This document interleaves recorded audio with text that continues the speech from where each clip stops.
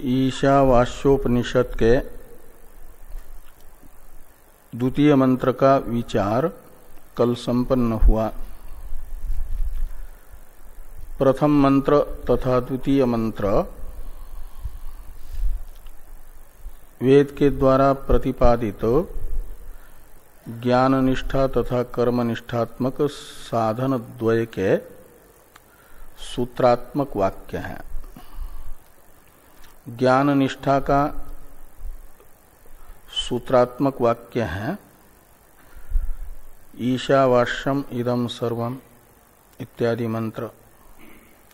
कर्मनिष्ठा का संक्षिप्त स्वरूप बताने वाला सूत्रात्मक स्वरूप है, सूत्र है कुर्वन्नेवेह कर्माणि जिजीविषेत शतम समाह। अब इन दो सूत्रात्मक मंत्रों का व्याख्यान है अवशिष्ट 16 मंत्र। उनमें से तीसरे मंत्र से 8वें मंत्र तक के जो मंत्र हैं वे ईशावास्यम इदम सर्वम इस प्रथम मंत्र का एक प्रकार से स्पष्टीकरण है। इन तीसरे मंत्र से लेकर के 8वें मंत्र तक भी जो 6 मंत्र हैं इनमें तीसरा मंत्र अर्थवादात्मक है। अर्थवाद दो प्रकार का होता है, प्रशंसा करने वाला और निंदा करने वाला। तो निंदात्मक यह अर्थवाद है, निंदा करने वाला। ईशावास्यम इदम सर्वम इस सूत्रात्मक मंत्र के द्वारा बताई गई जो आत्मविद्या है उस आत्मविद्या की प्रशंसा के लिए आत्म अज्ञान की निंदा की जा रही है तृतीय मंत्र के द्वारा। इसलिए भाष्यकार भगवान तृतीय मंत्र का अवतरण इसी प्रकार से लिखते हैं, अथ इदानीम इत्यादि से। अथ इदानीम इत्यादि भाष्य की अवतरण टीका है, उसे देखा जाए।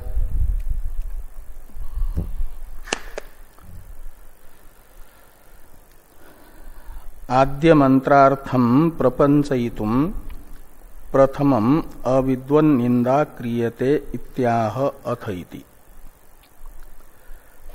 तो आद्य मंत्र है ईशावास्यम इदम सर्वम इत्यादि मंत्र। इसकी प्रशंसा करने के इस ईशावास्यम इत्यादि मंत्र के अर्थ की व्याख्या विस्तार से करने के लिए, प्रपंच का अर्थ होता है विस्तार से व्याख्या, स्पष्टीकरण। तो प्रथम मंत्र के अर्थ का प्रपंच का अर्थ निकलेगा स्पष्टीकरण करने के लिए, विस्तार से व्याख्यान करने के लिए। हाँ, पच्ची विस्तारे से प्रपंच शब्द बना, प्रपंचयितुम शब्द बना। तो प्रथमम अविद्वन् निंदा क्रियते, तो पहले तीसरे मंत्र से अज्ञानी की निंदा की जा रही है, जो आत्मज्ञान से रहित है, आत्मा को नहीं जानते हैं। उन्हें जन्म के पश्चात जन्म, जन्म के पश्चात जन्म रूपी अनर्थ की प्राप्ति दिखा करके, वो पुनरपि जननम पुनरपि मरणम रूपी अनर्थ की प्राप्ति का हेतु है आत्म विषयक अज्ञान, आत्माविद्या। और जो आत्माविद्यावान है उनकी निंदा की जा रही है, इसलिए कि आत्म जिज्ञासु की तीव्र प्रवृत्ति आत्मविद्या में हो जाए, आत्मज्ञान के साधन में हो जाए, इसके लिए निंदा होती है। मीमांसक कहते हैं कि निंदा निंदे के दोष बताने के लिए नहीं होती, अपितु विधेय अर्थ में प्रवृत्ति के लिए होती है। निंदा न निंदेस्य निंदार्था दोषार्था अपितु विधेय अर्थे प्रवृत्त्यर्था, ऐसा उनका कथन है कि निंदा जिसकी की जा रही है उसके दोष लोगों को दिखे इसके लिए नहीं, अपितु निंदा का तात्पर्य है विधेय अर्थ की प्रशंसा में। तो प्रथम मंत्र के द्वारा विधेय जो अर्थ है वो है आत्मभावना, आत्मविचार। ये साधन बताए हैं ना, शुद्ध चित्त, विरक्त चित्त पुरुष के लिए साधन है आत्मभावना, आत्मविचार। इसे कहा जाएगा प्रथम मंत्र का विधेय अर्थ। और इसमें शुद्ध चित्त अधिकारी प्रवृत्त हो जाए, इस उद्देश्य से अज्ञानी की निंदा की जा रही है। जो भोग प्रधान है, भोगासक्त है, उनकी निंदा की जा रही है। उन्हें बार बार जन्म तथा मरण रूपी अनर्थ की प्राप्ति दिखा करके निंदा की जा रही है।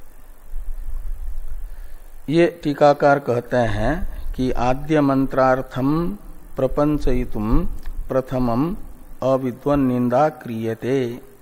तो प्रथम मंत्र के अर्थ का स्पष्टीकरण करने के लिए पहले अज्ञानी की निंदा की जा रही है तृतीय मंत्र से।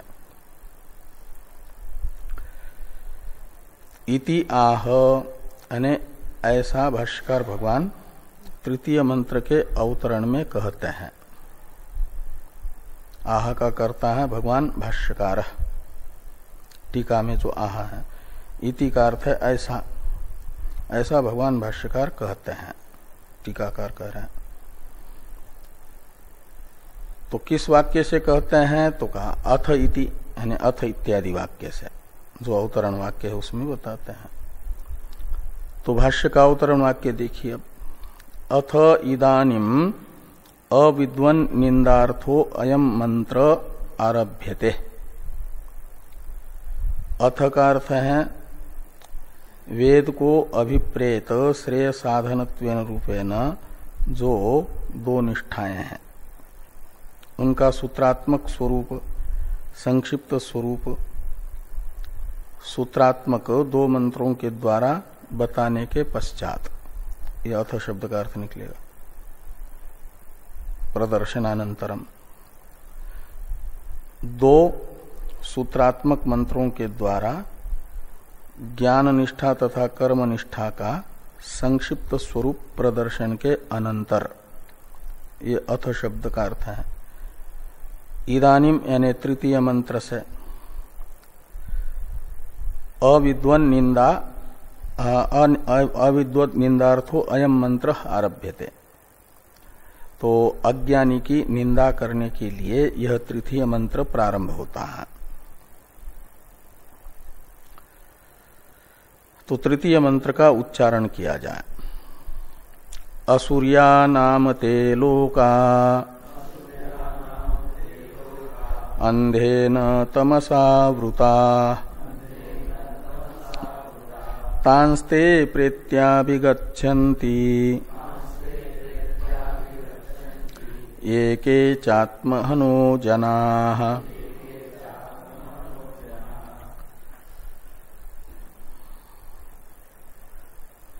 तो असुर्या नामते लोका, ये जो प्रथम पाद है मंत्र का, इसमें ते ये सर्वनाम, ये इस सर्वनाम के अर्थ में है, ते का अर्थ करना ये, क्योंकि इस ते शब्द से जिनको ग्रहण करना है उन्हीं को तान शब्द से ग्रहण करना है। ते तान ऐसा नहीं होता, यत तदोर नित्य संबंध होता है। यत शब्द के द्वारा जो परामृष्ट अर्थ है उसका ग्राहक माना जाता है तत्शब्द को। तो तत्शब्द है तान, उत्तरार्ध में पहला पद। तो तान यह शब्द पूर्वार्ध में ते इस शब्द के अर्थ का परामर्शक है, इसलिए ते का अर्थ है ये। इसलिए ये लोका, ते लोका का अर्थ निकलेगा ये लोका। इसलिए टीकाकार टीका में लिखते हैं कि ते लोका इति तत्शब्द यत शब्दार्थे। टीका में लिखा है ना, अथ इति के बाद में टीका में कि ते लोका इति, यानी ते लोका यहां पर प्रयुक्त प्रथम पाद में जो तत्सर्वनाम है वह यत शब्दार्थ है। यत शब्द के अर्थ में तत्शब्द का प्रयोग किया है। का मतलब जब आप लोक में इस मंत्र का अर्थ करेंगे तो ते के स्थान पर ये, ऐसा यत शब्द का प्रथमा बहुवचन प्रयोग करना। तो ते लोका यानी ये लोका, ये अर्थ निकलेगा।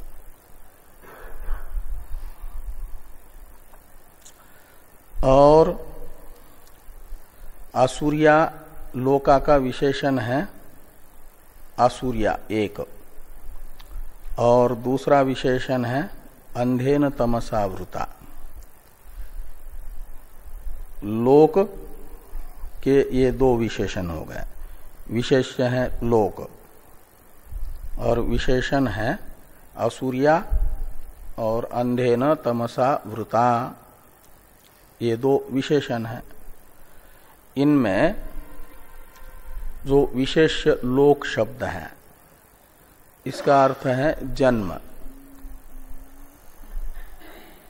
भाष्य में भाष्यकार भगवान जन्मानी ये अर्थ करेंगे लोकाहा शब्द का, और जन्म का अर्थ टीका में टिप्पणी में टिप्पणीकार करते हैं शरीरानी। जन्मानी यानी शरीरानी, इसलिए लोक शब्द का अर्थ निकलेगा शरीर। लोका यानी शरीरा, शरीरानी। लोक शब्द का अर्थ शरीर कैसे निकलेगा? तो लोक्यन्ते अनुभूयन्ते कर्म फलानि येषु इति लोकाहा, ऐसी लोक शब्द की उत्पत्ति करते हैं।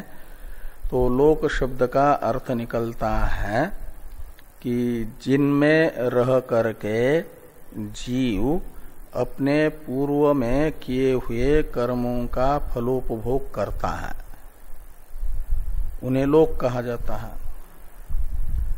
यानी भोगायतन, लोक शब्द का अर्थ निकलेगा भोगायतन।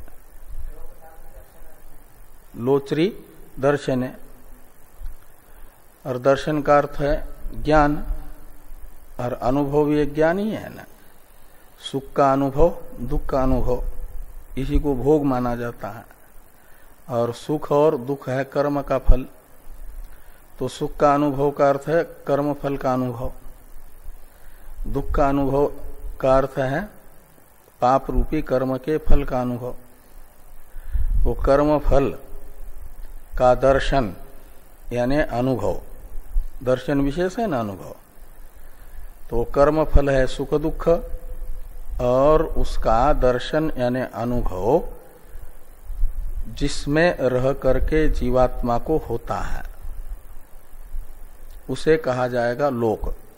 अधिकरण अर्थ में लोत्सरी दर्शने धातु से घय प्रत्यय करके लोक शब्द बनाते हैं। तो लोक शब्द का अर्थ निकलता है शरीर।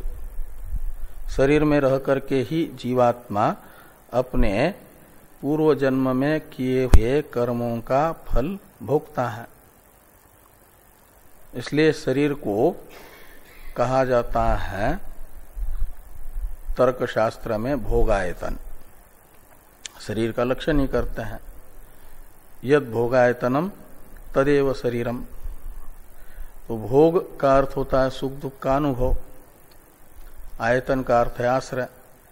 तो सुख दुख के अनुभव का आश्रय, यानी जिसमें रह करके जीव अपने द्वारा किए हुए कर्म का फल सुख दुख का अनुभव करता है,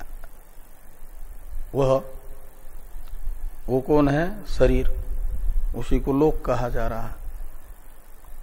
वो 84 लाख प्रकार के हैं शरीर, इसलिए लोक हो गए 84 लाख प्रकार के। लोक यानी शरीर, इन्हें ही 84 लाख प्रकार की योनि कहा जाता है। ये 84 लाख प्रकार की योनि यहाँ लोक शब्द का अर्थ है। तो ये लोका यानी 84 लाख प्रकार की योनियां जो है,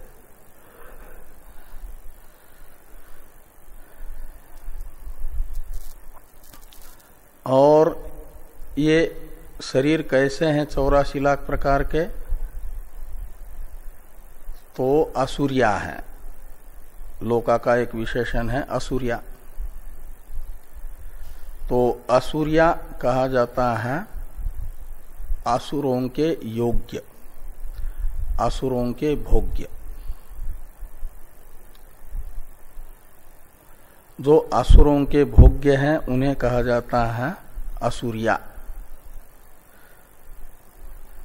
जैसे मानवों के भोगों को कहा जाता है मनुष्या भोगा, मानुष्या भोगा, ऐसे कहते हैं ना।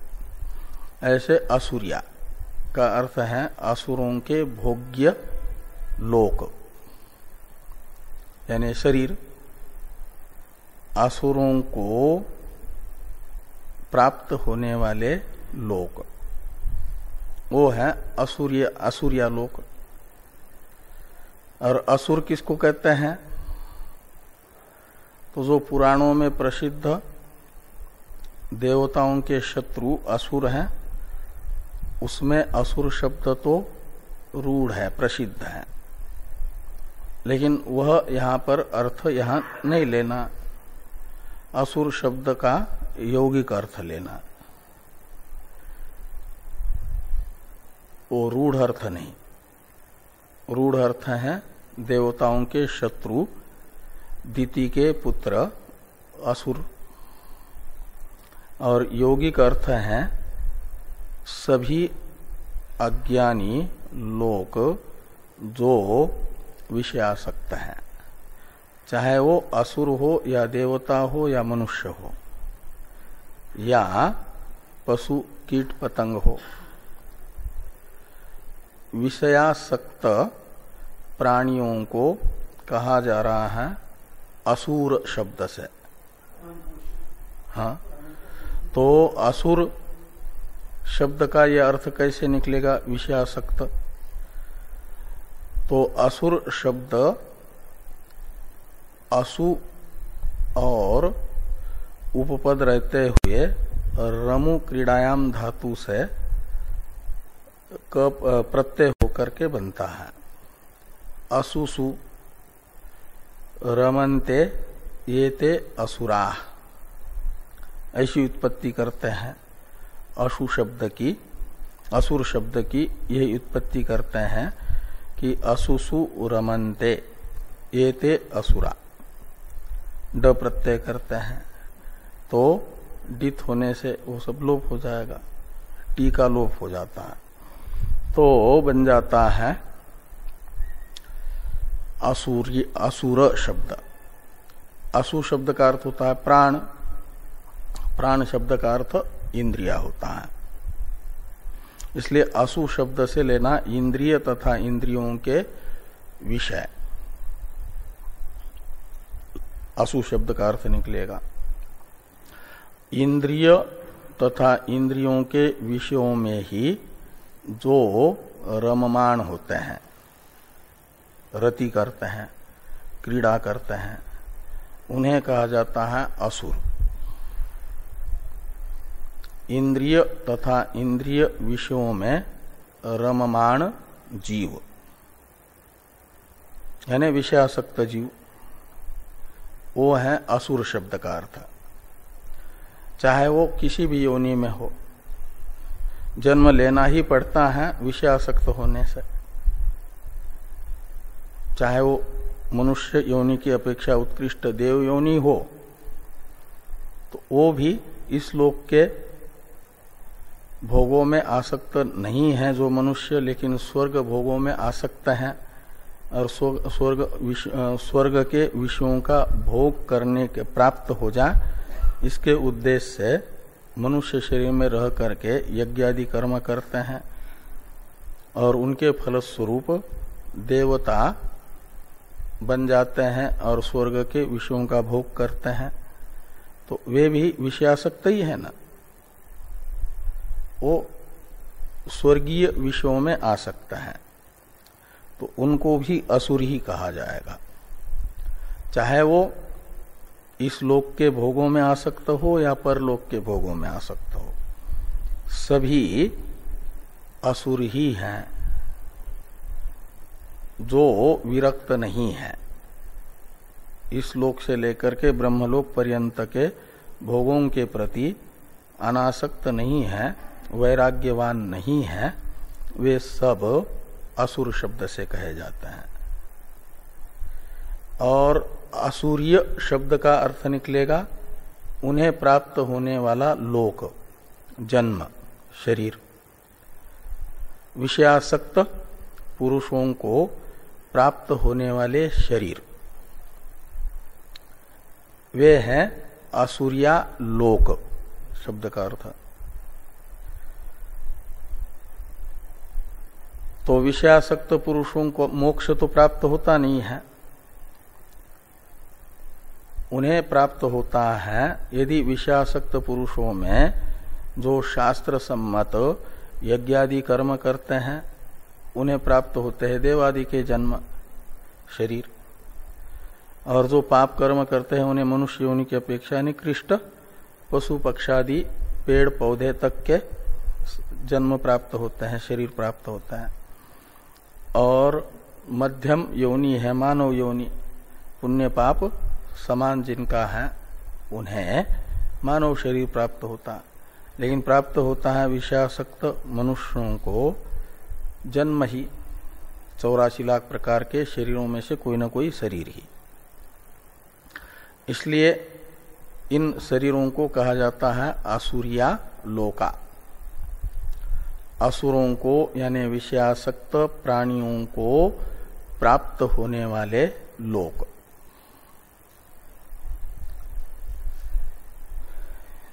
और नाम ये निपात है, इसका अन्यत्र प्रसिद्ध अर्थ होता है। नाम ये निपात प्रसिद्धि अर्थ में आता है, लेकिन यहां पर भाष्यकार भगवान कहते हैं नाम इति अनर्थको निपातः। नाम ये निपात अन्यत्र जिस अर्थ में प्रसिद्ध है वह उसका अर्थ नहीं है, यहाँ प्रसिद्धि रूप अर्थ यहाँ नहीं है, केवल वाक्यालंकार के लिए है, पाद पूरण के लिए है। नाम शब्द का प्रयोग नहीं हुआ तो पाद की पूर्ति नहीं होगी ना, 2 अक्षर कम पड़ेंगे। और नाम शब्द का प्रयोग करने से यहां पर इस पाद की शोभा बढ़ गई है। इसलिए ऐसे जहां कोई विशिष्ट अर्थ नहीं है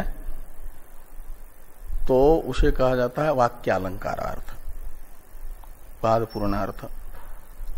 तो नाम शब्द का जो अन्यत्र प्रसिद्ध रूप अर्थ होता है वह अर्थ यहां नहीं है।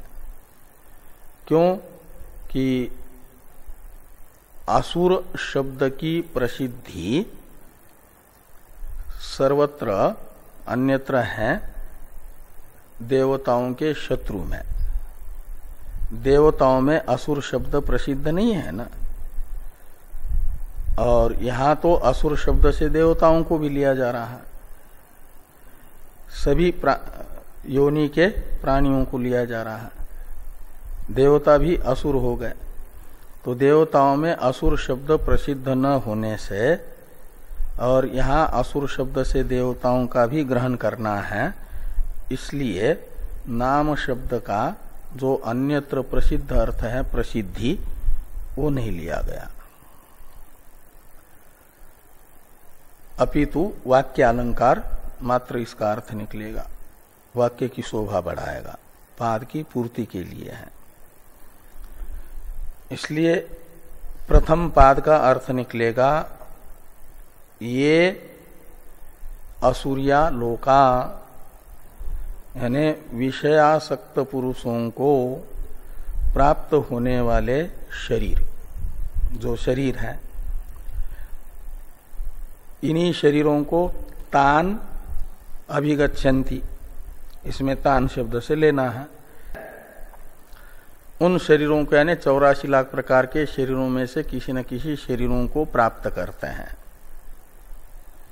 वे लोग जो आत्मज्ञानवान नहीं है, जिन्हें ईशावास्यम इदम सर्वम इस मंत्र के द्वारा प्रतिपादित आत्मस्वरूप का बोध नहीं है, अपितु ईशावास्यम के द्वारा प्रतिपादित आत्मस्वरूप विषयक अविद्या ही जिनके चित्त में छाई हुई है, उन्हें ये लोक प्राप्त होते हैं। असुरिया लोका तान अभिगच्छन्ति, ये बताया जाएगा। तो लोक का एक विशेषण हुआ असुरिया, दूसरा विशेषण है द्वितीय पादार्थ। द्वितीय पाद है अंधेन तमसावृता, और इस पाद का जो अर्थ निकलेगा वो भी लोकाह का विशेषण होगा। तो अंधेन तमसावृता इन शब्दों का क्या अर्थ है? तो अंध का अर्थ है अदर्शनात्मक, अंध यानी अंधकार। तो जहां अंधकार छाया हुआ रहता है वहां रखी हुई वस्तुएं अलग अलग प्रतीत नहीं होती ना, दिखती नहीं है, अदर्शन होता है। तो अंधेन का अर्थ है अदर्शनात्मकेन, और तमह शब्द का अर्थ है यहां पर अज्ञान। तो आत्म विषयक अज्ञान ये है अंधेन तमसा शब्द से ग्राह्य। आत्म विषयक जो अज्ञान वो है अंधेन तमसा शब्द का अर्थ, वो अदर्शनात्मक तम है, अज्ञान है, अंधकार है। और उससे आवृत्ता यानी आच्छादिता। तो विवेक नेत्र आच्छादित है, आवृत्त है आत्म विषयक अदर्शनात्मक अज्ञान से, जिनका का मतलब जिन्हें अकर्त्री अभोक्त्री असंग निर्विकार व्यापक जो ईश शब्दित आत्मस्वरूप है, जिससे सारे जगत को और जगत के भोक्ता जीव को व्याप्त करने के लिए प्रथम मंत्र ने कहा है ईशावास्यम। इसमें ईश शब्द का जो लक्ष्यार्थ है प्रत्यक अभिन्न ब्रह्म, और वह प्रत्यक अभिन्न ब्रह्म विषयनी प्रज्ञा ज्ञान नेत्र, जिनका उस प्रत्यक अभिन्न ब्रह्म विषय को अंधेन तमसा इस शब्द से कहे गए अज्ञान से आवृत्त है। ज्ञान नेत्र अज्ञान से आच्छादित है। समस्त जगत का अधिष्ठान जो अपना वास्तविक स्वरूप है वह जिन्हें एक क्षण के लिए भी प्रतीत नहीं हो रहा है, उसके अभिमुख ही जिनका मन नहीं है, बुद्धि नहीं है, आत्मविषयनी प्रज्ञा से सर्वथा जो शून्य है, रहित है, उन्हें कहा जा रहा है अंधेन तमसा वृता शब्द से, जिनकी बुद्धि क्षण के अल्प अंश के लिए भी, अल्प हिस्से के लिए भी आत्मविषयनी होती ही नहीं है, अंतर्मुख है ही नहीं है, विषयाभिमुख ही है मन जिनका, वे हैं अंधेन तमसा वृता लोका शरीरानी। ऐसे जिस योनि में प्रविष्ट हुए जीव शरीर में आत्मबुद्धि करके शरीर के अनुकूल विषयों के प्राप्ति के अभिमुख ही जिनका मन रहता है और प्रतिकूल विषयों के परिहार के लिए ही सोचता रहता है हमेशा, जिस योनि में प्राप्त हुए जीवों का मन, ऐसी योनियां, वो 84 लाख प्रकार की योनि में घूमने वाले प्राणी, जो भी शरीर प्राप्त होता है कार्यक्रम संघात, उन्हीं में आत्मबुद्धि करके उस योनि के अनुकूल विषय की प्राप्ति का और प्रतिकूल विषय के परिहार का ही निरंतर चिंतन करते हैं। ऐसे जो प्राणी हैं, अंधेन का अर्थ है अदर्शनात्मकेन और तमसा का अर्थ है अज्ञानेन, अदर्शनात्मक जो अज्ञान है। तो अदर्शनात्मकेन अज्ञानेन आवृता ये लोका। तो इस प्रकार ये अंधेन तमसावृता इस द्वितीय पादार्थ का, पादार्थ भी एक विशेषण बन गया लोका शब्द का। ऐसे जो लोक हैं इन दो विशेषणों से विशिष्ट, उन्हें तान शब्द से लेना और ते शब्द से लेना है चतुर्थ पाद में जिनको बताया गया उनको। अभिगच्छन्ति का कर्म तो तान शब्द का अर्थ है ना, ते तान, ते प्रेत्य तान अभिगच्छन्ति, ऐसा तृतीय पाद का अन्वय है। ते प्रेत्य तान अभिगच्छन्ति, ते यानी वे लोग, प्रेत्य यानी अपना वर्तमान शरीर छोड़ करके, मानव शरीर छोड़ करके, तान यानी जो असुरों को प्राप्त होने वाले और अदर्शनात्मक अंधकार से आवृत्त लोक हैं, उन लोकों को तान शब्द से लेना। अभिगच्छन्ति यानी प्राप्नुवन्ति, प्राप्त करते हैं। हाँ, सभी योनि। हाँ, तो ते यानी उन लोकों को मनुष्य शरीर छोड़ने के बाद वे लोग प्राप्त होते हैं जो आसुर्य है और अंधेन तमसा आवृत्त है। उन लोकों को वे प्राप्त करते हैं मानव शरीर को छोड़ करके। ये तृतीय पाद का अर्थ है। मतलब 84 लाख प्रकार के योनि में ही घूमते रहते हैं। यदि पुण्य कर्म किया है तो देव योनि रूप, देव शरीर रूप जो आसूर्य अंधेन तमसा आवृत लोक है उसे प्राप्त करते हैं। 84 लाख प्रकार की योनि के विशेषण है सभी शरीरों के। सब जगह इंद्रियों के भोग ही हैं और स्वरूप विषयक अज्ञान है। ऐसे लोगों को प्राप्त करते हैं, ऐसे जन्म प्राप्त करते हैं। कौन? तो ते यानी वे लोग। वे यानी कौन?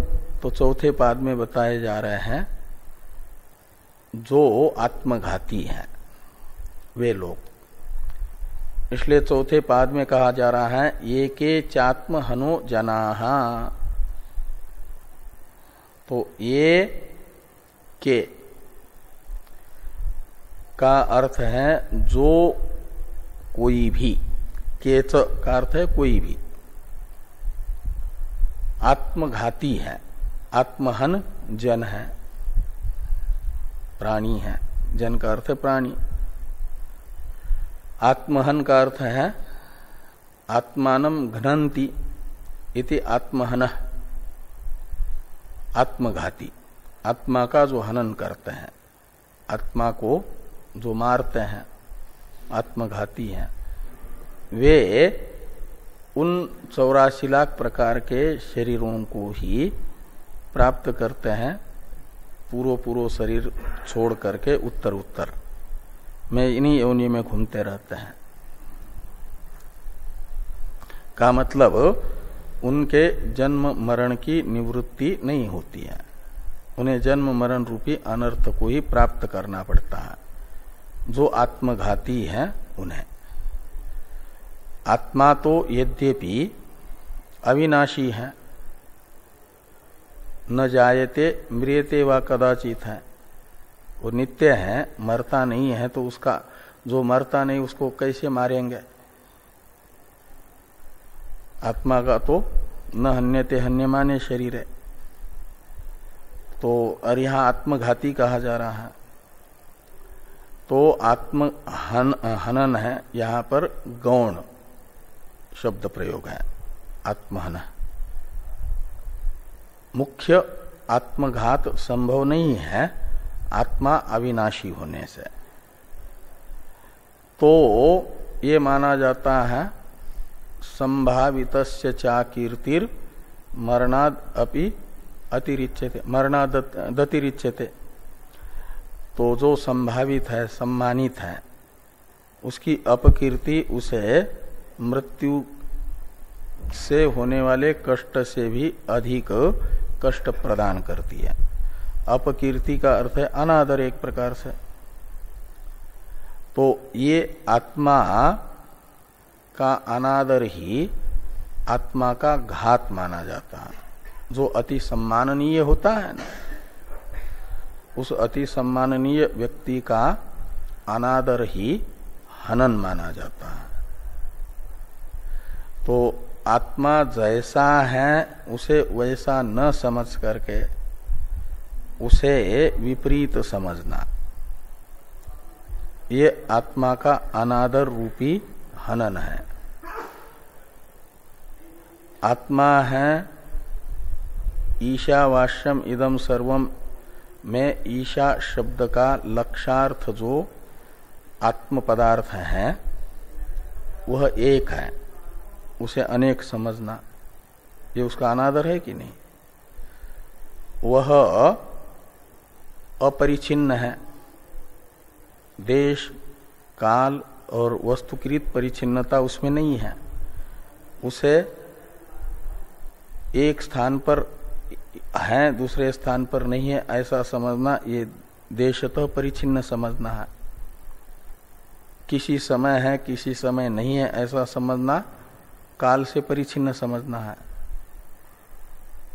और भेद आपस में समझना ये वस्तुतः परिचिन्नता है। तो जो देश काल वस्तु से अपरिचिन्न है उसे देश काल वस्तु से परिचिन्न समझना ये उसका अनादर माना जाता है। ये अनादर ही हनन है आत्मा का। जो असंग है उसे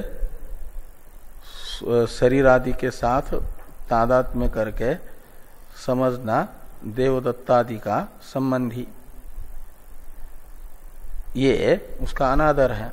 असंग को ससंग समझना, इस प्रकार का जो आत्महनन है, यह आत्महनन करने वाले जो लोग हैं, अद्वितीय आत्मा को सद्वितीय समझने वाले, अपरिचिन्न आत्मा को परिचिन्न समझने वाले, वे सब आत्मघाती हैं। चाहे वे कीट पतंग हो, मनुष्य हो, असुर हो, ऋषि हो, देवता हो। जो कोई भी आत्मा जैसा वेदांत बताता है ऐसा न समझ करके उससे विपरीत समझते हैं, वे सब यहाँ पर आत्मघाती कहलाते हैं। आत्महन जन कहलाते हैं। और ये आत्मा के यथार्थ स्वरूप के अज्ञान के कारण होता है। आत्मा के यथार्थ स्वरूप का बोध न होने से आत्मा को विपरीत समझा जाता है, और आत्मा को विपरीत समझना ही आत्मा का हनन है। ये कहा कि ये के स आत्महनो जनः, जो कोई भी आत्मा का हनन करने वाले प्राणी है उन्हें तांस्ते प्रेत्याभिगच्छन्ति, इस वाक्यस्थ ते शब्द से लेना, प्रथमांत ते शब्द से, और तान इस द्वितीयांत शब्द से पूर्वार्ध में कहे गए जो लोक हैं उनको लेना। ये लोका, तान लोकान, और ते यानी एके चात्महनो जना। तो जो कोई भी आत्मघाती जन है, चाहे वो मनुष्य हो, देवता हो या पशु पक्षादि हो, आत्मा के यथार्थ स्वरूप को न समझने वाले आत्म विषयक अज्ञानी जितने भी हैं, वे सब के सब आत्मघाती हैं। और वे उन्हें प्राप्त जो वर्तमान में शरीर है, उस शरीर को छोड़ने के बाद मुक्त नहीं होते, अपितु शरीरांतर को प्राप्त करते हैं। तान प्रेत्य तान अभिगच्छन्ति ते का मतलब उनका संसार बना ही रहता है, पुनरपि जन्मम पुनरपि मरणम वाला। इस प्रकार ये आत्म अज्ञान की निंदा की गई प्रथम मंत्र के द्वारा प्रतिपादित आत्म विद्या में प्रवृत्त करने के लिए, आत्म साक्षात्कार के अंतरंग साधन आत्म भावना आत्म विचार में प्रवृत्ति के लिए, ये आत्माज्ञान की निंदा।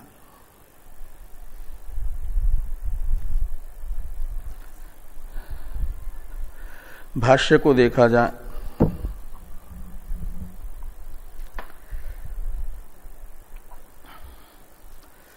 आसुरिया ये जो प्रथम पद है मंत्र में, उसका अर्थ करते भाष्यकार भगवान कि परमात्म भावम अद्वयम अपेक्ष देवादयो अपि असुरा। तो अद्वय जो परमात्म स्वरूप है, परमात्म भाव का अर्थ, जो अद्वय परमात्म स्वरूप है, एक है आत्म स्वरूप, सबकी प्रत्येगात्मा है ना, सदैव सौम्य इदमग्रासित एक मेवा द्वितीय है, अद्वितीय है। वो जो परमार्थ आत्म स्वरूप है, उसकी दृष्टि से ये 84 लाख प्रकार की योनियों में सर्वोत्कृष्ट योनिया जो देवादि योनिया है, वो भी असुर के तरह असुर ही है। किसके दृष्टि में? अकर्त्री अभोक्त्री आत्मस्वरूप के दृष्टि से। इसलिए कहा परमात्म भावम अद्वयम अपेक्ष देवादयो अपि असुरा, वे भी असुर हैं। और असुर्य शब्द का अर्थ है तेषाम स्वभूता। एक वैदिक प्रक्रिया में सूत्र आता है असुरस्य स्वम, 3 नंबर टिप्पणी में दिया है टिप्पणीकार ने। असुरस्य स्वम, चौथे अध्याय के चौथे पाद का 123वां सूत्र, अष्टाध्यायी का, पाणिनि जी के। तो असुर शब्द से, उस सूत्र से असुर शब्द से यत प्रत्यय हुआ स्वम अर्थ में। स्वम का अर्थ है भोग्य, प्राप्तव्य। तो असुर हो गए 84 लाख प्रकार के योनि में विद्यमान प्राणी, और उन प्राणियों को प्राप्त होने वाले शरीर, उन्हें कहा जाएगा असुरिया, 84 लाख प्रकार के शरीरों को। असुरस्य स्वम, इस अर्थ में वो यत प्रत्यय होकर के सोम अर्थ में, सोम का अर्थ है आत्मीय तत्संबंधी, उन्हें भोग के लिए प्राप्त होने वाले शरीर। इसलिए कहा तेषांच स्वभूता लोकाः आसुरिया, उन्हें प्राप्त होने वाले, वर्तमान शरीर छोड़ करके प्राप्त होने वाले जो लोक हैं वे लोक हो गए आसुरीय शरीर। और नाम शब्द के विषय में कहते हैं कि नाम शब्दो अनर्थको निपातः, तो नाम शब्द अनर्थक है का मतलब उसका जो अन्यत्र अर्थ होता है प्रसिद्ध, ये अर्थ, वह प्रसिद्ध रूप अर्थ का वाचक यहां पर नाम शब्द नहीं है। क्यों कि लोक में असुर शब्द की प्रसिद्धि देवता में नहीं है, और यहां तो असुर शब्द से देवता को भी लेना है, इसलिए माना गया कि वो अनर्थक निपात है, वह वाक्य अलंकार के लिए है।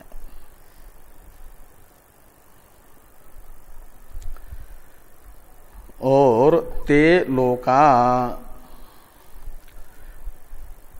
लोका में ते के विषय में टीका में टीकाकार ने कहा कि ते शब्द यत शब्द के अर्थ में, ते लोका इति तत्शब्द यत शब्दार्थे, तत्शब्द यत शब्दार्थ का शब्दार्थ में प्रयुक्त है। और लोक शब्द का अर्थ करते हैं कर्म फलानी, कर्म फलानी लोक्यन्ते दृश्यन्ते भुज्यन्ते, ऊपर से जोड़ देना येषु इति लोका, ऐसा येषु पद का अध्यार करना भाष्य में। तो कर्म फलानी लोक्यन्ते यानी दृश्यन्ते भुज्यन्ते येषु, तो कर्म फलों का अनुभव किया जाता है जिनमें, उन्हें कहा जाता है लोक, यानी जन्म, और जन्म यानी शरीर। 6 नंबर टिप्पणी में टिप्पणीकार ने कहा जन्मानि यानी शरीरानी। तो इस प्रकार ये लोक शब्द का अर्थ निकला शरीर, और असुरों को प्राप्त होने वाले शरीर, और असुर हैं विषयासक्त प्राणी। विषयासक्त प्राणी माने जाते हैं अशुद्ध चित्त प्राणी, जिन्हें कर्म निष्ठा का अधिकारी बताया, कुर्वन्येवेह कर्माणि से वे।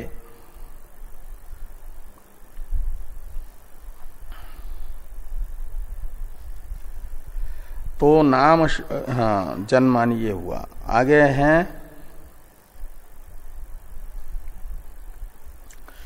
भाष्य में ही द्वितीय पाद का अर्थ कर रहे हैं, प्रथम पाद का अर्थ हो गया। तो अंधेन तमसावृता, इसमें अंधेन शब्द का अर्थ कर दिया अदर्शनात्मकेन, अंधेन का अर्थ है, और तमसा का अर्थ कर दिया अज्ञानेन तमसा।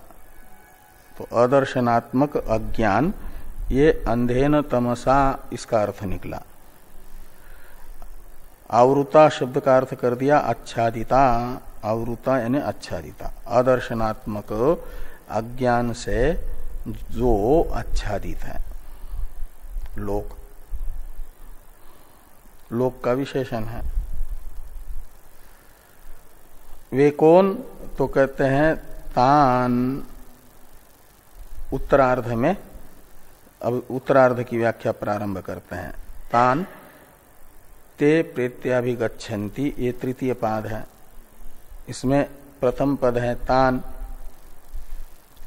यह पूर्वार्ध में कहे गए जो आसुरिया अंधेन तमसा आवृता लोका है, उनका परामर्शक है। इसलिए तान का अर्थ निकला स्थावरांतान, देवता से लेकर के स्थावर पर्यंत जो योनि है, वे सारी योनियां, स्थावर कहते हैं पेड़ को। प्रेत्य यानी त्यक्त्वा इमं देहम, प्रेत्य शब्द का अर्थ कर दिया इस शरीर को छोड़ करके। अभिगच्छन्ति का अर्थ है प्राप्नुवन्ति, वो भाष्य में नहीं लिखा, अभिगच्छन्ति का अर्थ है प्राप्नुवन्ति, प्राप्त करते हैं। तान यानी उन स्थावरांत योनियों को, 84 प्रकार की योनियों को प्राप्त करते हैं इस शरीर को छोड़ करके। कौन प्राप्त करते हैं? तो ते, वे प्राप्त करते हैं। तो कहा क्या सबको एक ही योनि प्राप्त होती है? का एक जैसी नहीं, जिनका जैसा कर्म है, जैसा चिंतन है, उसके अनुसार। तो बृहदारण्यक श्रुति में कहा कि यथा कर्म यथा श्रुतम, कि जिसका जैसा कर्म है पहले किया हुआ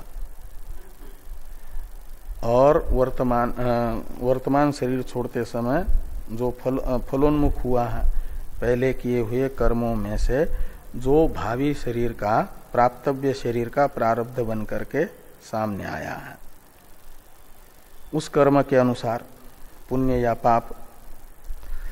और यथा श्रुतम, इसमें श्रुतम का अर्थ है चिंतनम, तो यथा श्रुतम का अर्थ है यथा चिंतनम।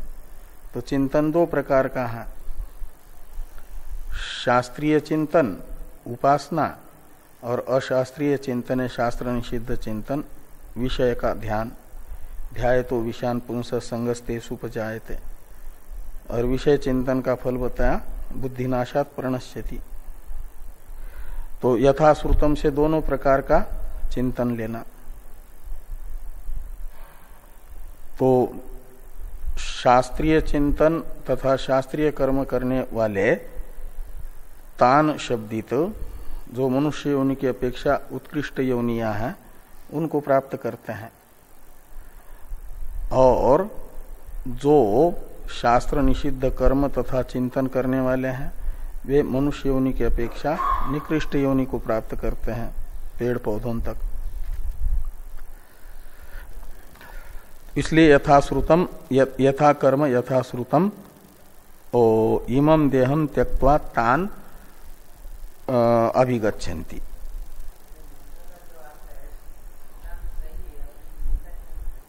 हाँ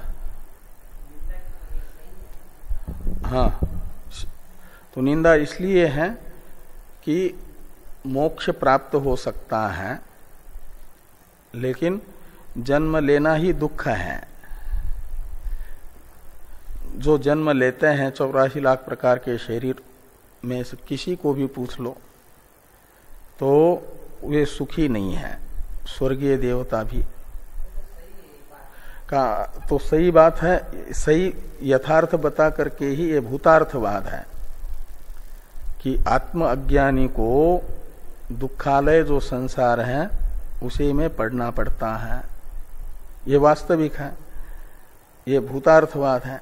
तो ये, लेकिन कोई चाहता नहीं है दुख प्राप्त करें, दुखी हो ऐसा कोई चाहता नहीं है। लेकिन आत्मा ज्ञान जहां दुख मिलता है ऐसे स्थान पर ही पहुंचाता है, ये दिखा करके ये बताया जा रहा है कि अनर्थ का साधन आत्मज्ञान है। अनर्थ का साधन है ना, उसमें अनर्थ हेतुत्व का ज्ञान हो जाएगा तो जिहासा हो जाएगी ना उसके विषय में। जिहासा कहते हैं त्यागने की इच्छा। तो फिर वो जिससे त्यागा जाता है और ज्ञान से उसकी निवृत्ति होती है, तो ज्ञान में प्रवृत्ति हो जाएगी। तो वास्तविकता दिखा करके ही उसकी निंदा हो रही है कि अनर्थ का हेतु यही आत्माज्ञान है, और इस आत्माज्ञान को निवृत्त करने वाला मात्र आत्मज्ञान है। इसलिए आत्मज्ञान के साधन में प्रवृत्त होना चाहिए। ये अधिकारी की बुद्धि में आएगा ये सुन करके कि हाँ, कि हमारे दुख का कारण क्या है, तो आत्मा का ज्ञान। आत्माज्ञान के कारण ही हमें ये भटकना पड़ रहा है। हमें चाहिए निरतिशय सुख, लेकिन जहां निरतिशय सुख है ही नहीं, ऐसे स्थान में ही ले जाता है ये आत्माज्ञान, ये इस मंत्र से ज्ञात होता है। इसलिए इस आत्माज्ञान को ही हटा देना चाहिए। आत्माज्ञान नहीं रहेगा तो हमारा जन्म नहीं होगा। इन 84 लाख प्रकार के योनि में से किसी भी योनि में स्वरूप अवस्थान हो जाएगा। और उस आत्माज्ञान को मिटाता है आत्मज्ञान ही। इसलिए आत्मज्ञान की प्रवृत्ति उत्पन्न होगी आत्मज्ञान के लिए। यही तो उद्देश्य है इस मंत्र का, आत्म अज्ञान का फल अनर्थ की प्राप्ति दिखा करके अधिकारी की आत्मज्ञान के साधन में प्रवृत्ति कराना, यही मुख्य उद्देश्य है।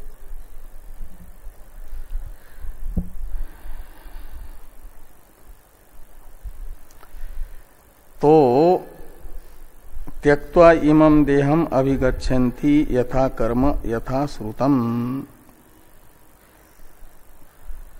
यथा कर्म यथा श्रुतम, इसका अवतरण टीका में क्या अवतरण नहीं, इसका अर्थ करते हैं टीकाकार। यथा श्रुतम इति, इस प्रतीक के बाद में जो टीका है इसे देखिए। येन यादृशम प्रतिषिद्धम विहितम वा देवतादि ज्ञानम अनुष्ठितम स तद अनुरूपाम एव योनिम आपनोति इत्यर्थ। तो ये कहते हैं कि येन यादृशम प्रतिषिद्धम विहितम वा देवतादि ज्ञानम अनुष्ठितम, यथा श्रुतम का अर्थ कर रहे हैं। यथा कर्म यथा श्रुतम ये श्रुति है, तो श्रुतिस्थ जो यथा श्रुतम पद है उसका अर्थ कर रहे हैं कि येन यादृशम प्रतिषिद्धम विहितम वा देवतादि ज्ञानम अनुष्ठितम। तो जिस मनुष्य ने, ये नकार जिस मनुष्य के द्वारा, यादृशम यानी विहितम प्रतिषिद्धम वा, यादृशम का अर्थ कर दिया जिस प्रकार का, यानी शास्त्र प्रतिषिद्ध या शास्त्र विहित, देवतादि ज्ञानम, देवतादि ज्ञानम में ज्ञान शब्द का अर्थ है ध्यान चिंतन। तो देवतादि, इसमें देवता ज्ञानम और आदि शब्द से विषय को लेना, विषय ज्ञानम यानी विषय चिंतनम, अनुष्ठितम यानी कृतम। तो देवता का चिंतन किया है तो देवता भाव को प्राप्त करता है, और विषयों का चिंतन किया है तो जिन विषयों का चिंतन किया है उन विषयों की प्राप्ति जिन शरीरों में होती है उन शरीरों को प्राप्त करता है। तो ये न यादृशम प्रतिषिद्धम विहितम वा देवतादि ज्ञानम अनुष्ठितम स तद अनुरूपाम एव योनिम प्राप्नोति, आपनोति यानी प्राप्नोति, ये यथाश्रुतम का अर्थ निकलेगा। इस प्रकार ये तांते प्रेत्याविगच्छन्ति इस तृतीय पाद का अर्थ टीका में हुआ, भाष्य में हुआ व्याख्यान। चौथा पाद है एके चात्महनो जना, इसकी व्याख्या